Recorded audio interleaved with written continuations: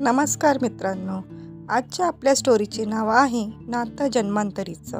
पहिला भाग. कथा रजनी दुबे.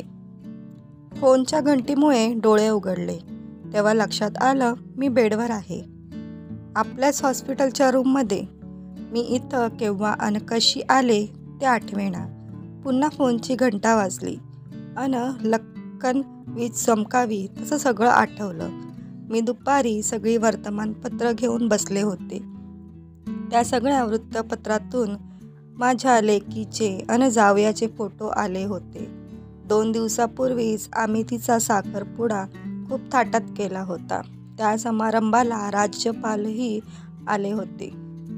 फोटो त्यांच्यासोबतचा होता. शहरातील नामांकित डॉक्टरांच्या लेकीचा साखरपुडा शरद यांच्याबरोबर झाला. दोघेही IAS होण्यासाठी ट्रेनिंग घेत आहेत अशी फोटो ओळही छापलेली होती. फोटोत मी व माझे पतीही होतो. मला खूप समाधान आणि अभिमानही वाटत असतानाच फोन वाजला. मी रिसिव्हर उचलला तेव्हा पलीकडून कर्कश आवाजात कोणीतरी ओरडलं, माझ्या पोरीला आपली म्हणून गर्वानं फुगली आहेस. ती माझी लेक आहे, ते माझं रक्त आहे. मी सांगतोय येऊन तिला सत्य काय आहे ते. एवढं ऐकलं आणि रिसिव्हर माझ्या हातून गळून पडला आणि मी बेशुद्ध पडले. ती आत्ता शुद्धीवर येत आहे. थोडी मान वळवून बघितलं तर माझा हल्लीच डॉक्टर झालेला मुलगा तिथंच खुर्चीवर बसल्या बसल्या झोपलेला दिसला. मुलगी दिसली नाही. बापरे, ती कुठं असेल? तो दृष्ट माणूस तिला भेटून तर गेला नाही ना? माझी पोर माझ्या काळजाचा तुकडा, माझ्या आयुष्याचा आधार, माझे सर्वस्व आहे माझी मुलगी. पण तो म्हणत होता ती त्याची आहे. तिच्या धमन्यांमधून त्याचं रक्त वाढतंय मनाला. खरं का ते? पाऊस पडायला लागल्याच आवाजावरून जाणवलं. पावसाच्या आवाजानं मन थेट भूतकाळात जाऊन पोचलं. बाबांशी खूप वाद घालून भांडूनच मी आमच्या छोट्या गावातून IAS होण्याच्या जिद्दीनं दिल्लीला आले होते. कोचिंग छान सुरू होतं. दुपारी 2 तासमध्ये वेळ असायचा. त्या वेळात मी जवळच्याच एका हॉटेलात लंच आटोपून पुन्हा क्लासला जायचे. त्या दिवशीही मी लंचसाठी निघाले आणि अवचित खूपच जोराचा पाऊस आला. जवळच्याच एका बंगल्याचं फाटक उघडं दिसलं आणि मी पळतच त्या घराच्या वराड्यात जाऊन उभी राहिली. आणि मग मनात आलं की घरातल्या लोकांना माझं इथं असं येऊन उभं राहणं खटकणार तर नाही. पण पाऊस जोरात होता, काय करू? तेवढ्यात हळूहळू घराचा दरवाजा उघडला आणि 8-10 महिन्याची एक गोंडस मुलगी रांगत रांगत बाहेर आली. मी चकित होऊन तिच्याकडे बघत होते. ती माझ्याकडे बघून खुदकन हसली आणि तिनं आपले चिमुकले हात पसरले. न राहून मी तिला उचलून घेतली. मी दाराकडे बघत होते की तिची आई किंवा कोणीतरी बाहेर आलं तर मी सांगेन की बाळ पावसात जात होतं म्हणून उचलून घेतलं. पण बराच वेळ कोणी बाहेर आलं नाही. तेव्हा मीच आत जाण्याचा निर्णय घेतला. बाळाला कडेवर घेऊन मी दारातून आत आले. समोरच्याच भिंतीवर एका अत्यंत देखण्या तरुणीचा फोटो होता. त्याला हार घातलेला होता. तेवढ्यात आतल्या खोलीतून एक वयस्कर स्त्री त्या हॉलमध्ये आली. मी त्यांना नमस्कार करून बाहेर पावसापासून बचाव करण्यासाठी मी उभी असताना हे बाळ रांगत बाहेर आलं आणि पावसात जात होतं म्हणून मी उचलून घेतल्याचं स्पष्टीकरण दिलं. त्यांनी हसून मला बसायला सांगितलं. मी बाळाला खाली ठेवायला गेले तर ती मुलगी मलाच बिलगली. मला काय करू समजेना. त्या स्त्रीनं म्हटलं, मुली थोडा वेळ खाली बस. तू उभी आहेस त्यामुळे तू तिला बाहेर नेशील या लालसेने ती तुझ्याकडून माझ्याकडे येत नाहीये. मी बाळासकट सोप्यावर बसले. घर खूपच छान होतं. अभिरुची आणि वैभवाच्या खुणा सर्वत्र दिसत होत्या.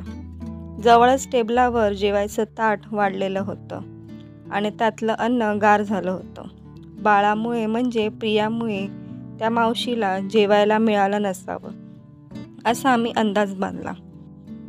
मी त्यांना म्हटलं, मी सांभाळते हिला, तुम्ही शांतपणे जेवण घ्या. त्या हसून म्हणाल्या, हे तर रोजचंच आहे. हिला सांभाळणारी आया सध्या रजेवर आहे. हिच्या खोड्या आवरता आवरता माझं जेवण गार होतं. माझ्या लक्षात आलं ही स्त्री म्हणजे बाळाची आजी आहे आणि त्या फोटोतली स्त्री म्हणजे बाळाची आई आहे. आता ही स्त्री म्हणजे त्या फोटोतल्या सुंदर तरुणीची आई किंवा सासू असणार. माझ्या मांडीवर असलेली प्रिया माझ्या थोपटण्यामुळे झोपी गेली होती. तिला इथं पाळण्यात झोपव, मावशी म्हणाल्या. मी हळूवारपणे बाळाला पाळण्यात झोपवलं आणि जाण्याची परवानगी मागितली. तूच आत्ता बोलली होतीस की लंचसाठी निघालीस अन पाऊस आला, याचा अर्थ तुझंही जेवण झालेलं नाहीये. ये आपण दोघी एकत्र जेवूयात. मावशी बोलल्या. मी प्रथम नकार दिला, पण त्यांच्या प्रेमळ आग्रहाला नकार देऊन बरं वाटेना. शिवाय भूकही लागली होती. त्यांनी अन्न गरम करून 2 ताटं वाढून आणली आणि मी पोटभर जेवले. जेवण स्वादिष्ट होते. बरेच दिवसांनी घरचं जेवण मिळालं होतं, त्यामुळे पोट तुडुंब भरेपर्यंत जेवले. जेवणाचं कौतुकही केलं. हसून मावशी म्हणाल्या, आता रोजच तू लंचला इथं येत जा. तू भेटलीस की प्रियालाही आनंद होईल. मी त्यांना विचारलं की हिची बाई किती दिवस रजेवर आहे, तर त्या म्हणाल्या, बाईंची सासू वारल्यामुळे ती गावी गेली आहे. आता 15 दिवस तरी लागतीलच. दुसरी बाई शोधतोय, पण स्वच्छ अन प्रेमळ शिवाय प्रामाणिक बाई मिळत नाही. स्वयंपाकाला आचारी आहे, पण बाळाला सांभाळायला कुणी स्त्रीच हवी आहे. मला काय सुचलं कोण जाणे. मी अभावितपणे बोलून गेले. मावशी, काळजी करू नका. मी तुमचे हे अडचणीचे दिवस निभवून नेते. मलाही हा वेळ मोकळा असतो. त्या कठीण अभ्यासक्रमाचा ताणातून थोडा विरंगुळा म्हणून मी 2 तास तुमच्याकडे येऊन प्रियाला सांभाळेन, खेळेन तिच्यासोबत. तेवढ्यात तुमचं जेवण निवांत आटपून घेत जा. मावशींनी एका अटीवर माझं म्हणणं मान्य केलं. रोजचा लंच मी त्यांच्याबरोबर घ्यायचा. मी गमतीनं म्हटलं, मावशी, इतका विश्वास कुणावरही टाकणं बरोबर नाही. पोरी, जग बघितलंय, इतकं वय झालंय, माणूस ओळखता येतो मला. मावशींनी म्हटलं, मग तर हा रोजचा नियमच झाला. लंच टाईममध्ये मावशीकडे जायचं, प्रियाशी खेळायचं, मावशीशी गप्पा मारत जेवायचं. मावशी थोडंफार घरच्यांबद्दल सांगायच्या. त्यांचा मुलगा डॉक्टर आहे, लग्नाच्या वयाचा आहे, पण लग्नच करायला तयार नाही. घरात सून येणं गरजेचं आहे. माझी तब्येतही बरी नसते, प्रियाची काळजी वाटते, वगैरे वगैरे. मलाही वाटायचं, इतकी देखणी होती यांची सून, मुलगा तिच्या प्रेमातून बाहेर पडणार कसा. एक दिवस दुपारची घरी पोचते तोवर बाहेरूनच प्रियाच्या जोरजोरानं रडण्याचा आवाज ऐकला. धावतच आत गेले. किचनच्या दाराशी मावशी बेशुद्ध पडल्या होत्या. पाळण्यात प्रिया रडत होती. आदितीला पाळण्यातून खाली घेतली. मावशींना चेहऱ्यावर पाणी शिंपडून शुद्धीवर आणायचा प्रयत्न करत होते. पटकन सुचलं. मैत्रीण निशाला फोन करून डॉक्टराला पाठवून दे म्हटलं. तिला पत्ताही सांगितला. तीही ताबडतोब धावत आली.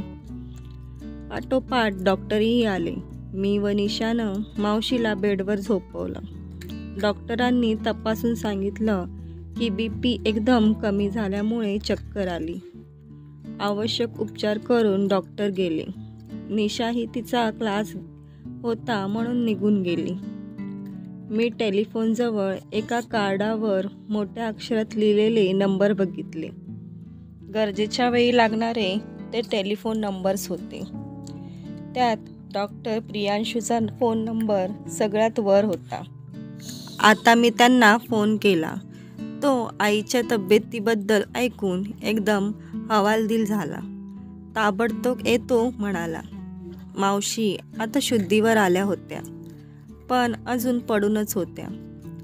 त्यांचा गोरापण चेहरा मलुष्ट दिसत होता. चेहऱ्यावर सर्वांगावर थकवा जाणवत होता. या वयात लहान बाळाची जबाबदारी खरोखर फार अवघड असते. माझी आईही माझ्या लहानपणीच वारली होती. बाबांनी दुसरं लग्न केलं नव्हतं. तर मित्रांनो, पुढील भाग नक्की बघा आणि स्टोरी आवडल्यास व्हिडिओला लाईक करा आणि चॅनलला सबस्क्राईब करायला विसरू नका.